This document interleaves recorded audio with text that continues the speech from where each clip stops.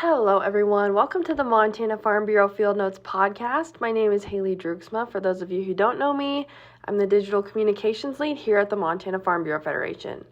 I'd like to kick today's podcast off with a reminder that if you have anything you'd like to learn about, a pertinent news story, or someone you'd want to see us bring on the podcast, whether that's yourself or someone you know, please shoot me an email at haleyd@mfbf.org. That's HALEYD@mfbf.org. My goal is always to bring you interesting, exciting content about agriculture, and I'd love your recommendations. We have a very exciting episode coming up next week, so I suggest you keep an eye out for that. Now let's get into today's episode.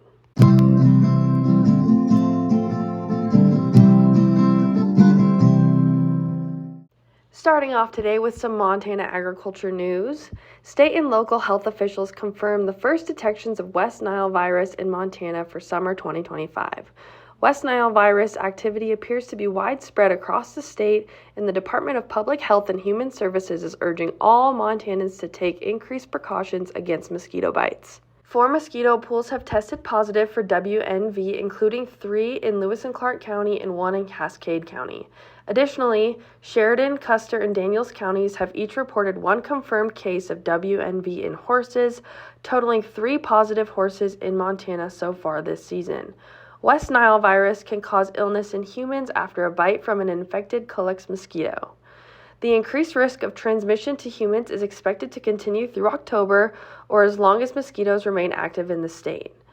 Horse owners should be aware of the typical signs of West Nile virus, which include fever, loss of appetite and depression, incoordination or weakness in the hind limbs, muscle or muzzle twitching, and drooling.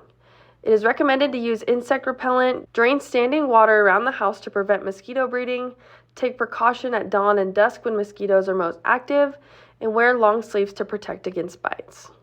A hybrid winter rye seed developed by KWS is gaining attention in states like Montana and North Dakota due to its disease resistance, lower input needs, and strong yield performance.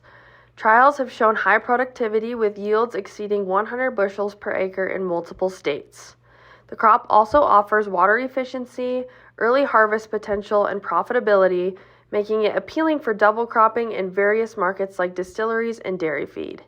Despite these advantages, market demand in some areas remains limited. Montana processors note concerns about rye mixing with wheat in a historically small market. However, interest may grow as consumers seek healthier alternatives to wheat flour. The 5th annual Montana Lamb Jam is set for August 9th in East Helena. This is a culinary and educational event celebrating Montana-raised lamb. Attendees will enjoy 3 lamb dishes from local chefs, vote on their favorite, and explore booths and presentations covering the full lamb industry, from meat and wool to dairy. The event aims to connect producers, chefs, and consumers while highlighting local agriculture. It also emphasizes youth involvement through student chefs, 4-H presentations, and educational speakers. With growing interest, organizers hope to surpass previous attendance of around 200 people. You won't want to miss out on Montana Lamb Jam 2025.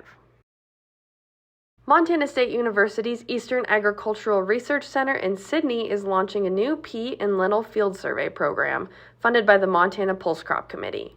The initiative aims to detect pests, diseases, and other threats early by regularly scouting fields in Daniels, Macomb, Roosevelt, Sheridan, and Valley counties. Farmers simply need to provide field histories and allow access for biweekly visits. The program will support research, improve pest management, and strengthen connections between scientists and producers. Data collection begins in 2026 and will run through 2028 with hopes of future expansion. Interested growers can sign up through the Eastern Agricultural Research Center website. Wildfires can severely impact drinking water quality by introducing ash, sediment, and organic matter into surface water sources, overwhelming treatment systems. In 2020, Bozeman avoided major water issues after a wildfire due to its multiple water sources located in different mountain ranges. Montana State University's Amanda Honer leads research on wildfire-related water risks, emphasizing how vulnerable watersheds, especially in mountainous areas, can lead to long-term contamination. Her lab studies these impacts to help communities prepare and adapt their treatment systems, particularly those with limited resources or reliance on a single water source. The Secretarial Natural Disaster Designation allows the United States Department of Agriculture Farm Service Agency to extend much-needed emergency credit to producers recovering from natural disasters through emergency loans. Emergency loans can be used to meet various recovery needs, including the replacement of essential items such as equipment or livestock, reorganization of a farming operation, or to refinance certain debts. FSA will review the loans based on the extent of losses, security available, and repayment ability. The USDA has designated 12 Montana counties as primary natural disaster areas for drought, including Daniels, Garfield, Macomb, Mineral, Missoula, Phillips, Roosevelt, Sanders, Valley, Hill, Liberty, and Toole counties. Contiguous counties are also eligible, and those are Blaine, Custer, Dawson, Fergus, Flathead, Granite, Lake, Lincoln, Petroleum, Powell, Prairie, Ravalli, Richland, Rosebud, Sheridan, Blaine, Choteau, Glacier, and Pondera counties. The application deadline is March 16, 2026. The Montana Manufacturing Extension Center offers support to farmers and ranchers looking to expand into value-added and direct-to-market food products. The center is a statewide manufacturing outreach and assistance center staffed by full-time professionals with extensive experience in manufacturing and business in a variety of industries. As Montana sees significant growth in food manufacturing, its largest manufacturing sector, MMEC helps small to mid-sized businesses, mostly those with 10 or fewer employees, navigate expansion with services like food safety training, business planning, facility development, and more. MMEC consultant Claude Smith advises producers to plan ahead with food safety protocols like hazard analysis and critical control points, and to think strategically about future growth and target markets.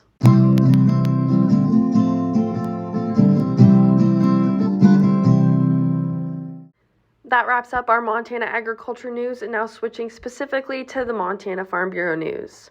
Starting off with an exciting story, a group of Montana Farm Bureau members brought concerns of the organization's farmers and ranchers on an action-packed visit to the nation's capital last week as part of their Washington, D.C. fly-in. The group met with White House staff, Montana's Congressional Delegation, the Bureau of Land Management, U.S. Forest Service, U.S. Fish and Wildlife Service, as well as with the public policy team at the American Farm Bureau. They also had the opportunity to talk trade with the Agriculture, Food and Drink Attaché from the British Embassy. Capitol Hill meetings were fruitful with in-person conversations in the offices of Representative Troy Downing and Senator Steve Daines. Agricultural liaisons and senior policy advisors from the staff of Senator Tim Sheehy and Representative Ryan Zinke took detailed notes regarding the priority issues surfaced by the Farm Bureau members. The Montana Farm Bureau Fly-In is an annual opportunity given to our members. If this is of interest to you, be on the lookout for next year's Fly-In application. The Trump administration recently announced several new trade agreements with countries like the UK, Vietnam, and Japan, aiming to strengthen international agricultural trade. These deals come ahead of key tariff deadlines and are critical as a significant portion of U.S. farm products are sold overseas. Economists warn that without additional agreements, tariffs could increase and tensions, especially with countries like China, might harm American farmers. More details are expected soon. Recent updates to the 45Z tax credit aim to boost demand for U.S.-grown agricultural products by supporting domestic biofuel production. The credit now requires feedstocks to come from the U.S., Mexico, or Canada, and restricts eligibility for foreign-owned companies. These changes are expected to benefit American farmers, especially during high-yield crop years, by increasing demand for agricultural inputs like crops and livestock byproducts. Although the recent budget package provided $66 billion for U.S. agriculture, including improvements to farm safety and net programs, farmers are still waiting on a new farm bill. Key updates included extended support for commodity programs and increased assistance for beginning farmers. However, important programs like the Conservation Reserve Program, rural broadband, and agricultural research still need attention. Lawmakers are currently drafting and reviewing the next farm bill with action expected later this year. American Farm Bureau Federation President Zippy Duvall expressed strong support for Dr. Julie Callahan's nomination as Chief Agricultural Negotiator. He highlighted her extensive trade negotiation experience and background in both USDA and FDA, which position her well to address complex trade issues. President Duval emphasized the importance of her role in strengthening export markets and urged a quick Senate confirmation.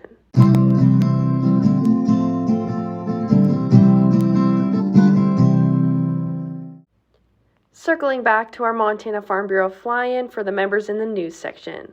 Those members who were in attendance, Buddy Sheff of Northwest Counties, Vice President Casey Mott of Bighorn County, and Eric Moore of Custer-Fallon County were able to share their insights with the Northern Ag Network. Buddy Sheff, an ACE graduate and president of his county farm bureau, shared his positive sentiment about his first time in Washington, D.C. First thing, Leston met up with the American Farm Bureau office, and they gave us their rundown and updates on all of their doings. And we got the tour of their office, and we met with our congressmen and our senators. They're all very receiving. The administration, this has been phenomenal to work with and talk with. Everybody's very excited to hear about ag, hear our stories, and a lot of it they already know about, but they are excited to hear our stories. The farm bill is going to be way skinnier now, and it looks like they're really working to cut costs and extra spending that doesn't need to be there and put that into agriculture relief funds. And they're really working on taxes for everybody, and so it's been really optimistic and kind of a relief listening to the updates and everything we're hearing. It's been a very positive outlook on everything. Vice President Mott also spoke about the issues touched on in their productive time at our nation's capital. We talked a lot about regulatory reform and how we in Montana agriculture really desire this, and we're really excited to see that the administration is pushing for that. And so, we told them we're really happy for that.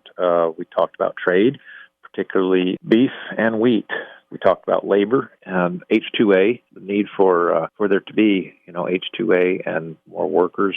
And we also talked about the adverse effect wage rate. And everybody we talked to, very positive and very receptive to what we had to say.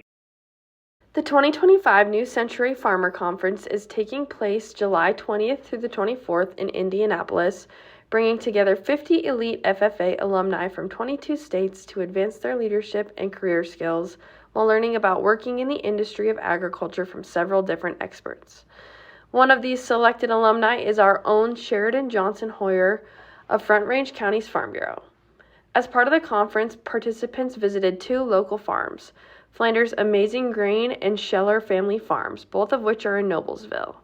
Flanders Amazing Grain is run by FFA alumni Jim Flanders, who has also created other agriculture-related spin-offs, such as Simply From Scratch, a farm-to-table business which features dairy, produce, home-baked items, and more. They incorporate offerings from other local farmers to provide products that they don't make on their own, further lifting up their local community as they take products to farmers markets and other pop-up locations.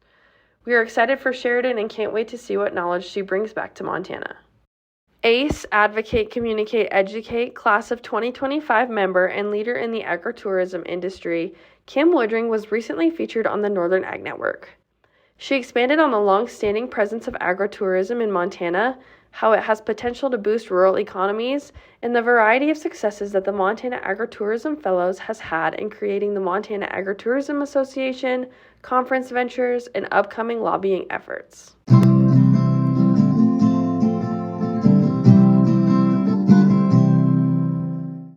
And finally, moving to some upcoming events.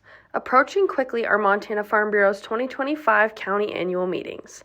This is where the MFBF policy development process begins. As producers, you're encouraged to bring any changes you want to see made that would make your life easier as a farmer or rancher to these meetings. These proposals will be voted on at the county level, if passed, voted on at the state level, and if passed there, will become a piece of Montana Farm Bureau policy to be lobbied on in Helena and Washington, D.C. One of my favorite recent success stories was in Cascade County, where a member brought up the concern of black bear predation at their annual meeting, especially with the number of sheep in the area. After passing that at the county and state level, our legislative team worked with Representative Eric Tilleman during this year's legislative session to carry a bill all the way to Governor Gianforte's pen, allowing livestock loss reimbursement for black bear predation. There have been collegiate members who have brought forth impactful policy and members from all over the state. We are the grassroots voice of Montana agriculture, and we want your voice to be a part of it. Visit mfbf.org to see when in late August or September your county's annual meeting is being held, and don't miss out on this pivotal piece of our policy development process. Mark your calendars for Hoofing It for Hunger 2025. We will be holding this annual 5 and 10K race at Depot Park in Dillon, Montana, Saturday, September 20th. Registration will kick off at 10 a.m. with the 10K starting at 10:30, the 5K at 11, and awards at noon.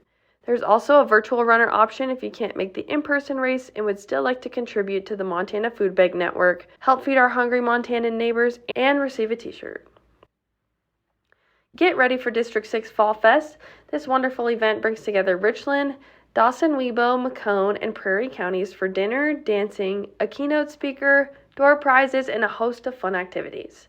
You won't want to miss out on Fall Fest, which will take place on October 4th in Sidney, Montana. Stay tuned and like the District 6 Farm Bureau Fall Fest Facebook page for more details as they're released.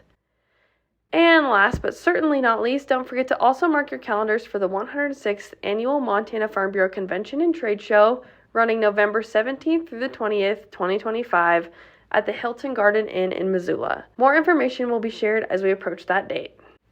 And that wraps up another episode of the AgNewsWire edition of the Montana Farm Bureau Field Notes podcast.